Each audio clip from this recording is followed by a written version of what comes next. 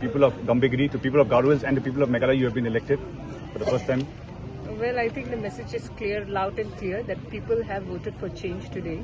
People have voted for development, and this is what we as a party, the leadership encourages, and this is what we have been promoting, and I think the message is clear. So I'm happy that people have come to our party today, and we have seen that previously we could never win this seat, but the people of Gambhigiri have voted for change.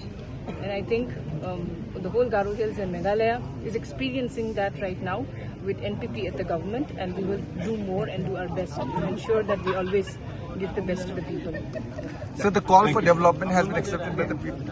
I think it's... So the call for development has been accepted by the people of Gambhigiri. So how it feels today that your wife has been elected as MLA from that area? Of course, we are very happy as a party, and would like to thank the people of Gambhigiri for their support in this by-election.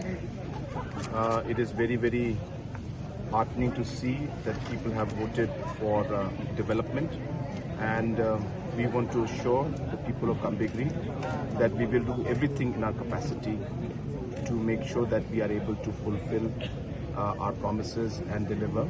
There are many challenges, but we will do our best to serve the people of Gambhigiri.